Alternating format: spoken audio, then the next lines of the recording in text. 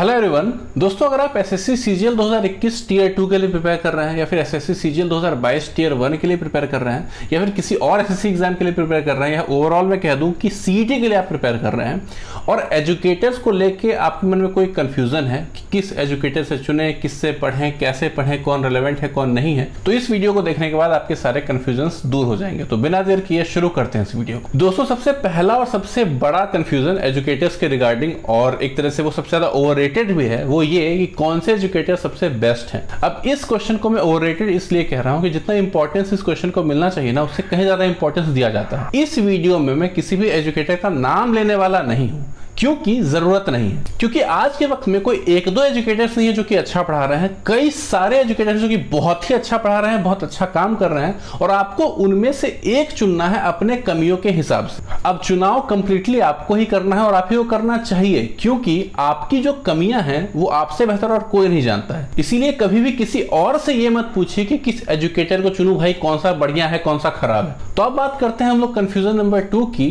जिसमें हम लोग ये बात करेंगे कि एजुकेटर को चुनते वक्त किन किन बातों का ख्याल रखना है। सबसे पहली चीज दोस्तों जिसका आपको बहुत ज्यादा ख्याल रखना है किसी एजुकेटर को चुनते वक्त, वो ये कि क्या वो एजुकेटर उन कमियों को दूर करने में सक्षम है जो कि आपके अंदर हैं, और उन कमियों का दूर होना जरूरी है किसी कॉम्पिटिटिव एग्जाम को क्रैक करने के लिए।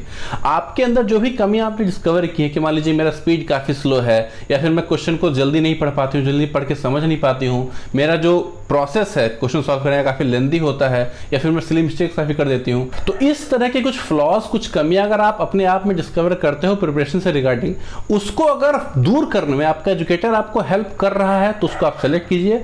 नहीं अगर कर रहा है तो चाहे भले वो टॉप लेवल का एजुकेटर है, उसको कभी सेलेक्ट मत कीजिएगा। यहाँ पे टॉप लेवल के एजुकेटर्स कहने का मेरा सीधा मतलब ये है कि जिनके व्यूज ज्यादा आते हैं या फिर सब्सक्राइबर्स ज्यादा हो, लेकिन जिसके व्यूज और सब्सक्राइबर्स ज्यादा हो उस जरूरी नहीं कि वो आपके लिए एक परफेक्ट एजुकेटर साबित हो, ऐसा बिल्कुल भी जरूरी नहीं है। ऐसा हो सकता है कोई भी नया एजुकेटर है, उसने नया नया पढ़ाना भी शुरू किया हो, उसके बाद सभी फिलहाल उतने सब्सक्राइबर्स नहीं हो, लेकिन वो पढ़ाता है बहुत अच्छा आपके अकॉर्डिंग, तो उसका कोर्स सेलेक्ट करना आपके लिए ज्यादा बेटर है। दूसरी चीज दोस्तों जिसका आपको बहुत ज्यादा ख्याल रखना है एजुकेटर को चुनते वक्त, वो ये कि उसके कोर्स में, अपने क्लासेस में वो सेल्फ स्टडी पे काफी ज्यादा जोर दे, आपको इनकरेज करे, आपको मोटिवेट करे सेल्फ स्टडी करने की तरफ, बार बार इस बात का आपको एहसास दिलाता रहे, साथ साथ प्रूव भी करता रहे कि सेल्फ स्टडी के बिना कुछ नहीं होने वाला है। ऐसा नहीं अपना गुणगान करते रहे वो कि भाई मैंने जो पढ़ा दिया, जो मैंने आपको मटेरियल दे दिया, यही बस पढ़ लो, बस विद्वान हो जाओगे, नंबर 1 रैंक हो जाएगा आपका। इस तरह की बातें अगर कोई एजुकेटर कर रहा है कंटिन्यूअसली, चाहे वो पॉपुलर हो या नॉन पॉपुलर हो, उसका कोर्स आपको ज्वाइन नहीं करना चाहिए। क्योंकि जितने भी ऑनलाइन एजुकेटर्स हैं उनकी एक नेचुरल टेंडेंसी होती है कि उनके क्लास में बच्चे ज्यादा हो, अटेंडेंस ज्यादा हो। अब मान लीजिए कि आपको सेल्फ स्टडी करनी है,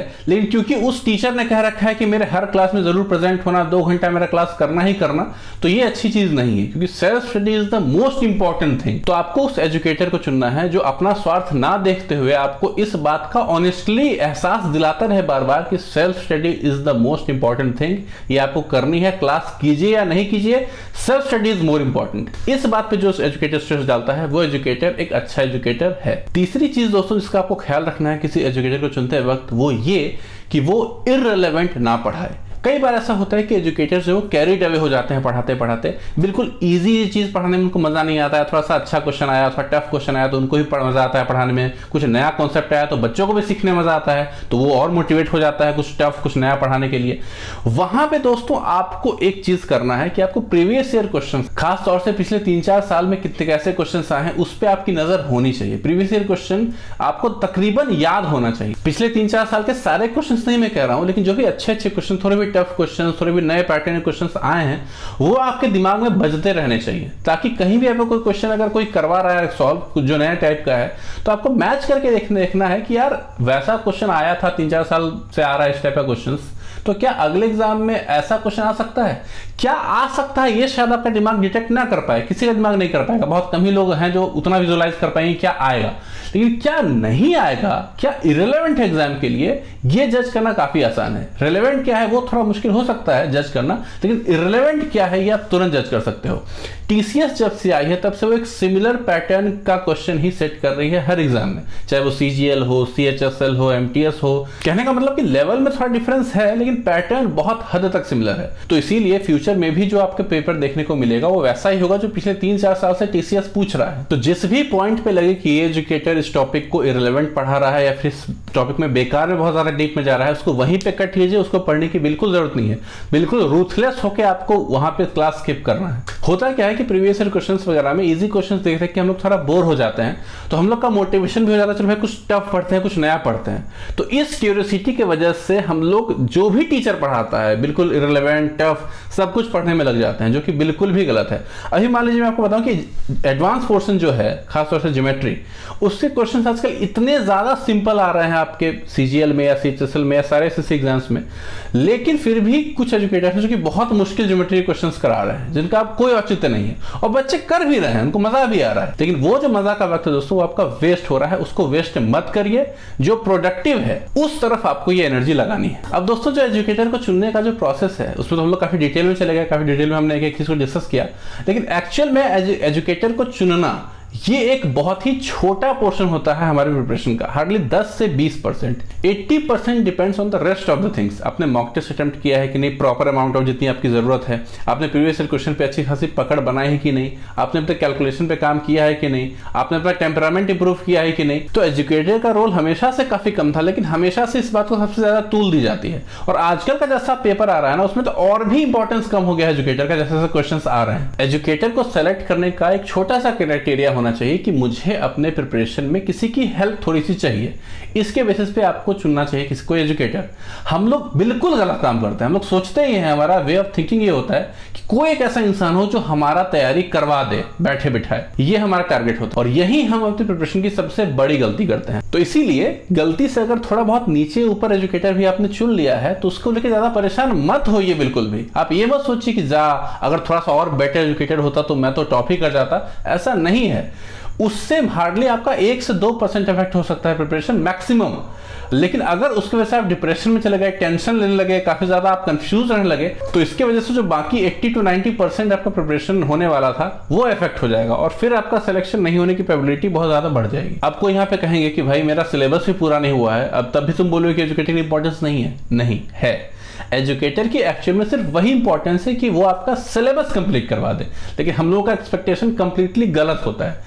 सिलेबस आपका कंप्लीट हो गया, एजुकेटर का रोल खत्म हो गया। हम लोगों का चाहत होता है कि एजुकेटर हमें टॉपिक करा के छोड़े, अगर पॉसिबल हो ना तो लगता है कि अंदर एग्जामिनेशन हॉल में लेके घुस जाएंगे एजुकेटर को। एक बात मैं शेयर करना चाहूंगा जो कि मैं फील करता था, आई एम श्योर कि आप लोग भी फील करोगे, कि जब एग्जाम नजदीक आता है ना, उसके हार्डली 15-20 दिन या 1 महीने पहले आपको लगेगा ना कि किसी ए नाम के एजुकेटर को आप फॉलो कर रहे हो, बी सी डी भी एजुकेटर्स हैं, लास्ट के 15-20 दिन में आपको लगेगा कि इसका भी थोड़ा पढ़ लेता हूं, उसका ही पढ़ लेता हूं, इसका ही पढ़ लेता हूं, क्या आगे इसने पढ़ाया, कहीं कुछ छूट तो नहीं गया है। इस कंफ्यूजन में, इस डर में आप बाकी एजुकेटर्स को ही फॉलो करना शुरू कर दोगे लास्ट मोमेंट पे, जो कि बिल्कुल गलत है। लास्ट के 1 महीने दोस्तों मैं आपसे रिक्वेस्ट करूंगा हाथ जोड़ के कि आपके जो एजुकेटर है पसंदीदा, उनको भी छोड़ दीजिए।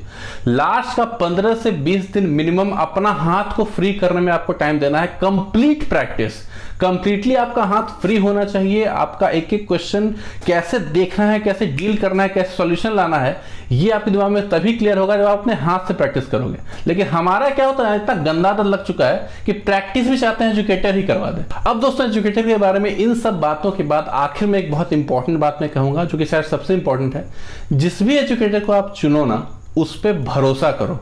एक बार आपने चुन लिया, फिर आप अपने आप को खुद सरेंडर कर दो कि चलो अब मुझे डिपेंड करना है, ये मेरी प्रिपरेशन करवा देगा, इस भरोसे के साथ। क्योंकि अगर आप डाउटफुल हो ना हमेशा कि ये सही पढ़ा रहा है कि नहीं पढ़ा रहा है, या फिर क्या पढ़ा रहा है, अच्छा एजुकेटर है कि नहीं, उसको आप गाली भी दे रहे हो, इस तरह की चीजें, तो आपकी लर्निंग की टेंडेंसी ना कम होती जाती है। अगर किसी को आप रिस्पेक्ट करते हो तो उसी इंसान से आप ज्यादा कुछ सीख सकते हो कम समय में। मैं सरेंडर करने की बात अगर कर रहा हूं तो बिल्कुल मैं ये नहीं कर रहा हूं कि आंख बंद कर लो, नहीं, फेथ रखो, ब्लाइंड फेथ नहीं रखना है। क्या पढ़ा रहा है, प्रीवियस ईयर क्वेश्चन में क्या आया हुआ है, आपको हमेशा मैच करते रहना है कि क्या पिछले साल अगर ये आया था तो अगले साल ये आ सकता है, इसकी प्रोबेबिलिटी आपको हमेशा चेक करते रहनी है अपनी माइंड में। लेकिन जिस भी एजुकेटर से आपको सीखना चाहते हो, सीख रहे हो, उस पर भरोसा होना बहुत जरूरी है, नहीं तो आपको सीख नहीं पाओगे। तो फिलहाल इस वीडियो में इतना ही। आई होप कि आपके कंफ्यूजन दूर हो गए होंगे। अगर स्टिल आपका कोई इंपॉर्टेंट कंसर्न है, इंपॉर्टेंट क्वेश्चन रह गया, तो आप नीचे कमेंट बॉक्स में कमेंट जरूर कर दीजिएगा। फिलहाल आज के लिए इतना ही, मिलते हैं अगले वीडियो में, तब तक के लिए बाय बाय।